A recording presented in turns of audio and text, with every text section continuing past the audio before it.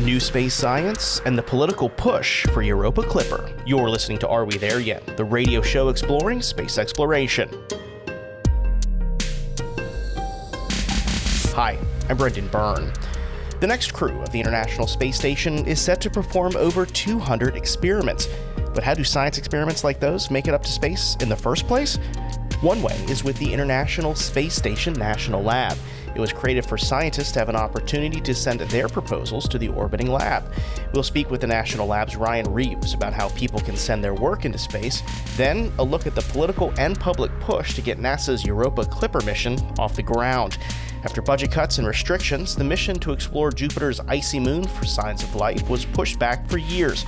We'll speak with the Planetary Society's Casey Dreyer about the long history of NASA's mission to search the strange watery world of Europa.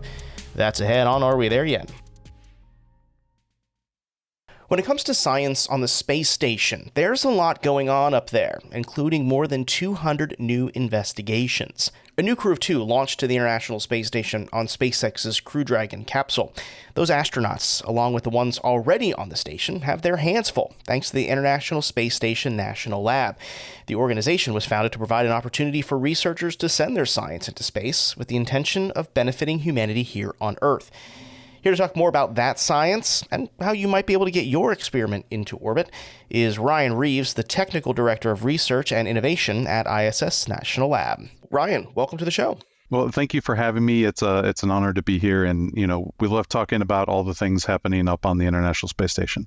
We do too. So I'm glad to have you here. And there's a lot happening up there. 200 experiments for this next operational crew. A lot of work being done. But before we get to the experiments, let's talk about the process of how an experiment gets to space. These are not all NASA missions, right? These are experiments coming from people all across the globe. How would somebody get an experiment into space? Yes.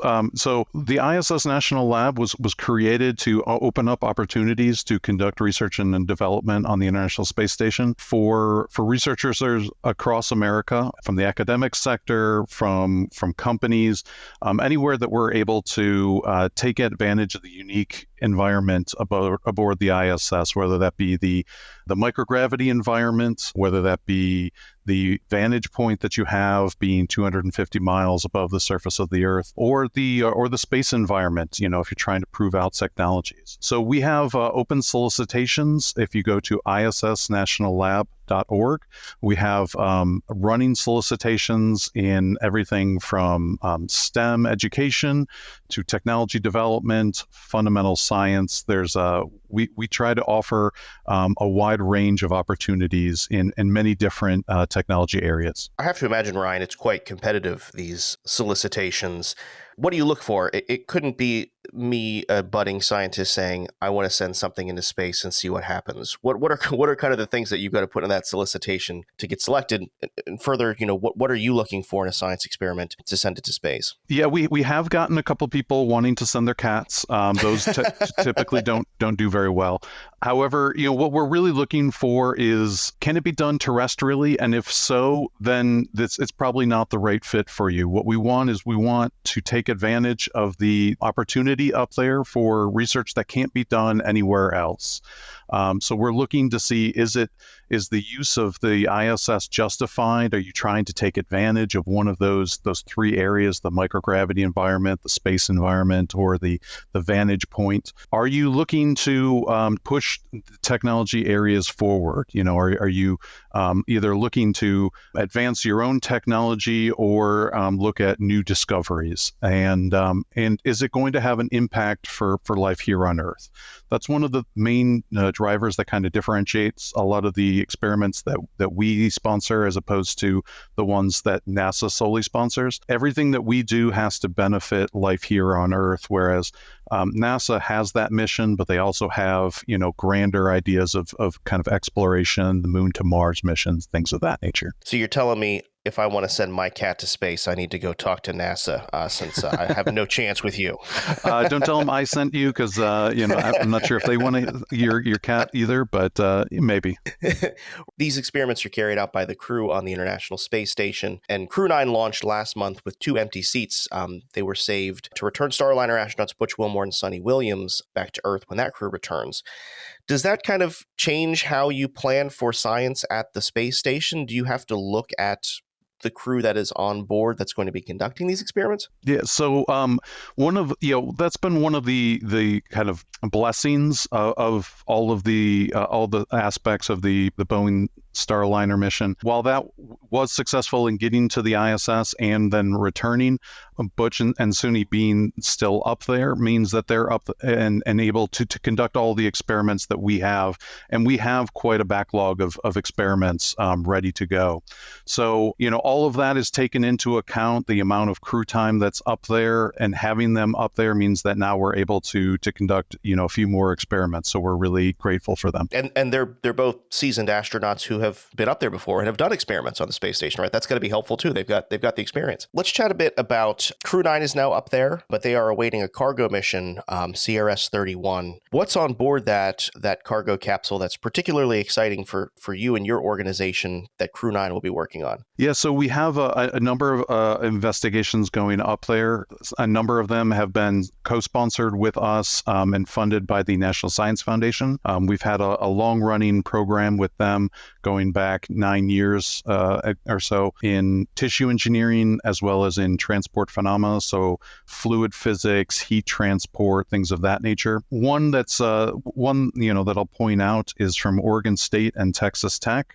They're looking to study heart muscle atrophy, or the loss of some of the mass. If you think about kind of having a more sedentary lifestyle, or say being up in the microgravity environment where your heart doesn't have to work as much, you'll kind of lose mass over time.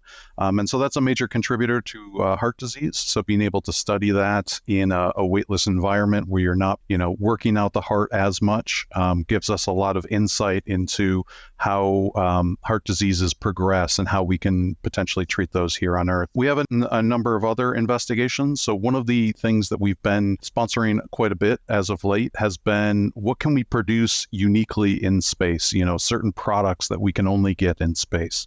So one of those is Redwire. They have offices in Jacksonville as well as other places. They're working with a large pharmaceutical company to crystallize new drug formulations to potentially get new crystal formulations, new crystal structures for better treating diseases. And another project that's going up that's also looking to treat various diseases is Sachi Bio. They are testing a new therapeutic for diseases like Alzheimer's, Parkinson's, and dementia. So those are a number of different experiments that are up there. We have also some technology development demonstrations. For example, one is looking at how can we do remote operation of welding in space. So they're going to be doing some heatless welding, some cold welding that potentially could be used for repairing space stations sometime in the future. Ryan, when you talk about some of those pharmaceutical things, new crystallizations, new drug formulas for Alzheimer's and Parkinson's, that really gets at the benefit to down here on Earth, right?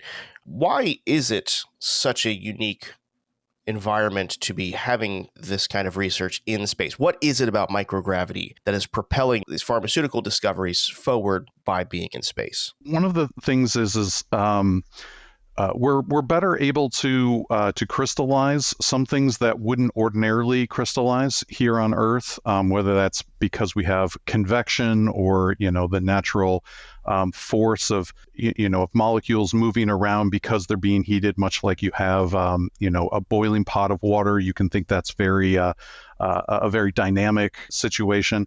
In microgravity, you don't have that convection, so now things are able to crystallize in ways that ordinarily a lot of that turbid solution, would kind of break up. Researchers have been able to get larger crystals in space. They've been able to crystallize some proteins that haven't been able to.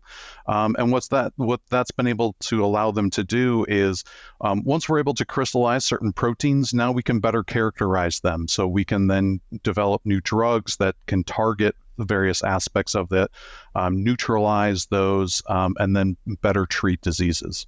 Ryan, these experiments, they sound really interesting. They sound also very complex, especially cold welding, crystallizations of these pharmaceuticals.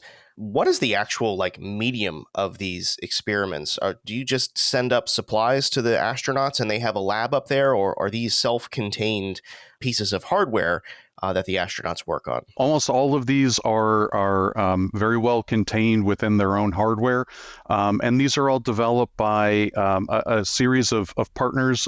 We call them commercial service providers. These are companies that have expertise in translating ground-based research into what can be done on station. So a lot of times they've developed their own hardware that is able to take in all of these, and then it's launched to the space station. And a lot of times, a lot of this is now automated so that the crew is only having to load in new cartridges, take those out, put them in a freezer, things of that nature.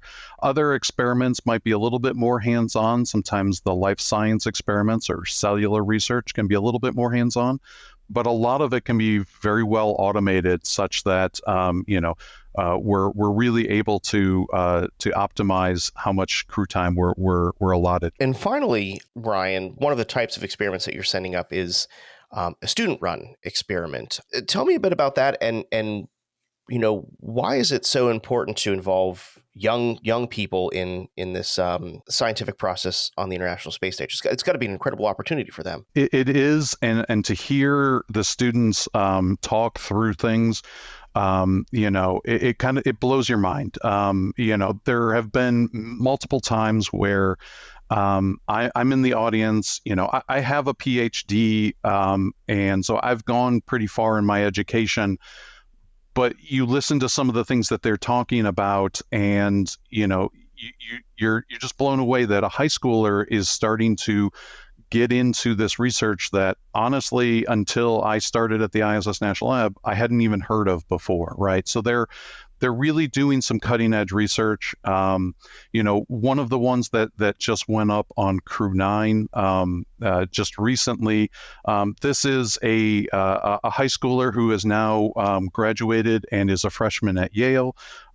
She's working on radiation and how that affects cells, and is there a genetic component to that, so that potentially we can learn from that and better shield our future astronauts in treating radiation and making sure that they're safe, which will be really important as the crew goes beyond the protections of low Earth orbit and goes to the moon and goes to Mars and beyond in the future. Far more significant science than sending my cat to space. So I'm glad you chose that over my proposal. So Ryan Reeves is the Technical Director of Research and Innovation at ISS National Lab. Ryan, thank you so much for filling us in on what's up there right now. Well, thank you so much for having me. And if anyone out there is interested in potentially sending your research to space, issnationallab.org, you'll be able to find our solicitations, as well as all the great research that we have been supporting.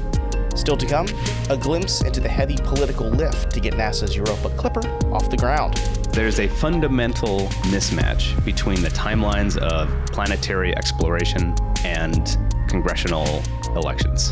Very dramatically different. And presidential administrations. And presidential administrations. So that's where I think having this broad public support really helps. That's ahead on Are We There Yet?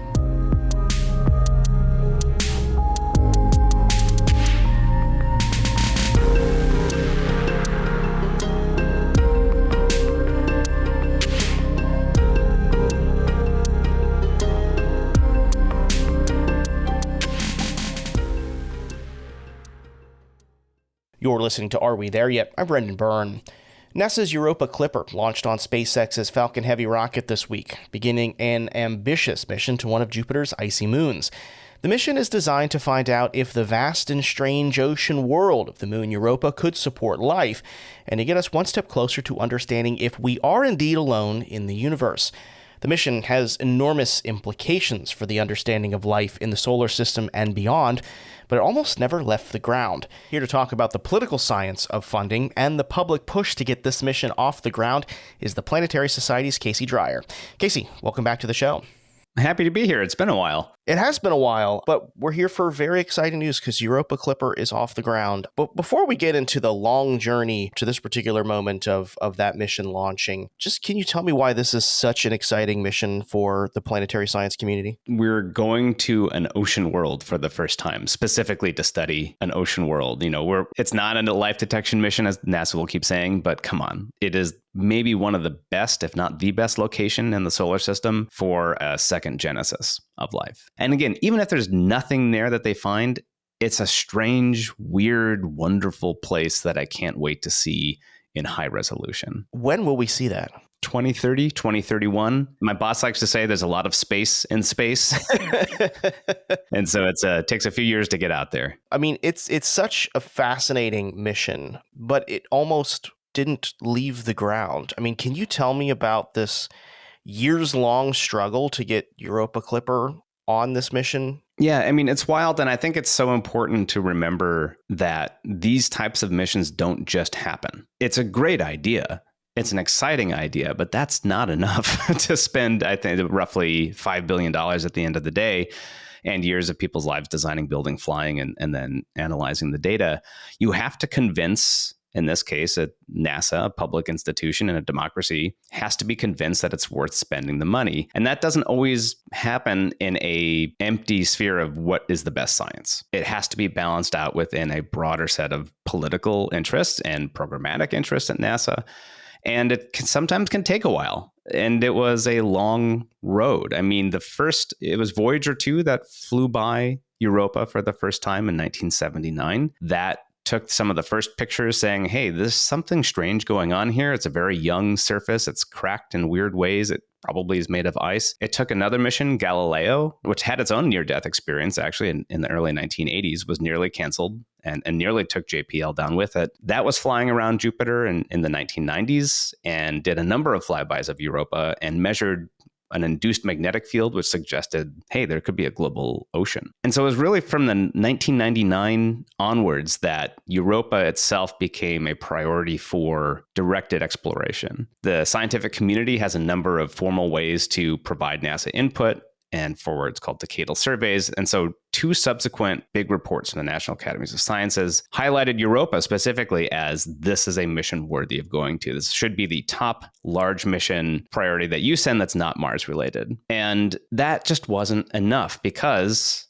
NASA does other things. So the first recommendation came in 2003, and the following decade was NASA pivoting to constellation, trying to send humans back to the moon, trying to finish the space station, spinning up an amazing robotic Mars program, and also, invading Iraq, having a massive economic collapse and recession. And then when it was recommended again in 2011, we're still crawling out of the recession. NASA had lost a bunch of money, and it had just had big overruns in the Curiosity rover and James Webb Space Telescope. And the administration at the time just was not interested in pursuing this mission and had to be convinced otherwise through years of effort by the Planetary Society and many, many others. And I want to emphasize that many others within NASA, within Congress, and within the professional scientific community. This was a lot of people working many years to convince the coffers to open up. And even outside of that group, Planetary Society members, right? I mean, I'm reading 384,000 messages were sent between 2013 and 2016 to representative in Congress and the White House to support Europa Clipper. I mean, this goes far beyond just the typical NASA and planetary science community. There was a big public push for this, was there not? There absolutely was, and thank you for highlighting it. That's what made this, I think, profoundly unique and at the time so frustrating because we have a process to highlight scientific priorities, and not every science mission that's really important has to be publicly exciting, right? That's not an expectation we should have. But when they do align, when the public does innately become excited about something as profound as discovering life or understanding an ocean world, that should maybe weigh something, right? It is a publicly funded institution. And the Planetary Society, just to reemphasize, we're a nonprofit, but we're member supported. And the vast majority of our members are just regular folks, i.e. not space industry people. The vast majority are just regular people who love space. That was the predicate of this organization, that people care about robotic space exploration and scientific space exploration enough to throw us a few bucks and enable this organization to exist. And Europa was one of those missions where we did not have to argue with we didn't have to convince any of our members to support this. The idea sold itself. The reaction from our members and non-members, we facilitated anyone who wanted to write Congress. We provided means for them to do so. The response was just enormous. And we had people fly to Washington, D.C. and do congressional visits to talk about Europa and planetary exploration. Again, we sent, as you said, nearly 400,000 messages to the Congress and White House over those years. And I step back and you think about this, that was in 2013, 14, 15, 10 years ago. The mission just launched and it'll get to Jupiter in 5.5 years. So all of these people who had nothing financial to gain, no invested professional benefits are coming their way because of this. All of those people took that time, that effort, the ones particularly who flew out on their own dime to Washington, D.C. to talk about this. So at best, they would see beautiful pictures coming back from this ocean world 20 years down the line. Is that not a challenge in itself? And I know the answer to this question, Casey, because we've talked about this before. That is a challenge to these space missions. Your CEO says there's a lot of space in space. It takes a lot of time for these missions to get through. But it also needs the support of people in Congress and even presidential administrations that do not last as long as these missions do. How do you get something off the ground when the person who's going to be pushing for it may not be in office to take the credit for it? There's a fundamental mismatch between the timelines of planetary exploration and congressional elections, right? Very dramatically different. And presidential administrations. And presidential administrations. So that's where I think having this broad public support really helps. And also paired with kind of a fundamental and structured formal reporting process from the scientific community, where a new administration comes in and they can say, should we go out of our way to end these missions or that are in development, or not do them, or cancel or redirect the money elsewhere? Sometimes they do that. But if they look at this and say there's a really strong scientific component, clearly there's a big public support, and that public support, and this is the key, is represented through their elected officials. So you have numerous people in Congress willing to protect projects already happening. We talk a lot about John Culberson, who probably, and I think correctly, deserves more credit than any other politician for supporting Europa Clipper, but he lost his re-election bid in 2018. The mission was built over the next 6 years after that. And it happened because other people in Congress and there was other people invested in the structure, in the system, that wanted to see this mission move forward. So he was instrumental getting it started. And then we had a broad base of political support. And that's, I think, where this public investment comes in. That it was Adam Schiff, a Democrat, Judy Chu, a Democrat, Lamar Smith, a Republican, various other places and individuals invested in this who would support it. And I think a good way to compare it is Culberson was very excited to do a Europa lander on top of a Europa orbiter mission or Europa Clipper mission. That wasn't in the scientific consensus in the same way. And he was pretty alone on that, funding it. And when he lost his re-election, the money for that went away. And so he didn't have that same buy-in. What was the final price tag that Europa Clipper got? The Europa Clipper is projected to cost $5.2 billion.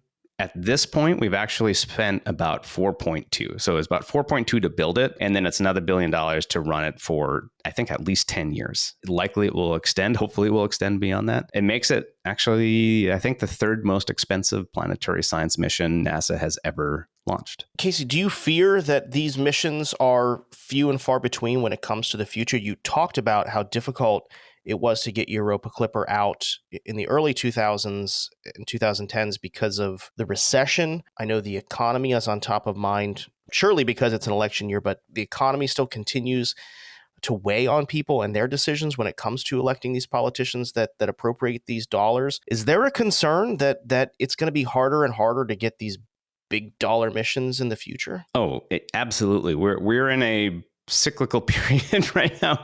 It feels very familiar to 10 years ago when we were trying to get Europa, particularly for planetary exploration at NASA, where we're struggling to move Mars sample return forward. That effort has stymied. There is a mission recommended to explore Uranus, a big orbiter mission. That would be fantastic. That has no feasible way to get in the budget, at least as projected right now. Budgets are very difficult for all of those right now. And even the smaller missions, like going to Venus, those are really struggling to get started. Absolutely, it's a problem right now. And we're in a situation where, just like in 2012 and 2013, we have a divided Congress, and it has forced pretty stringent spending caps and spending cuts that's really impacting NASA. I mean, this growth in planetary science that we saw that enabled Europa Clipper, that money was all additive. And it was occurring as NASA itself was growing and as overall federal spending was growing. And NASA generally goes as the direction of discretionary spending in the United States. So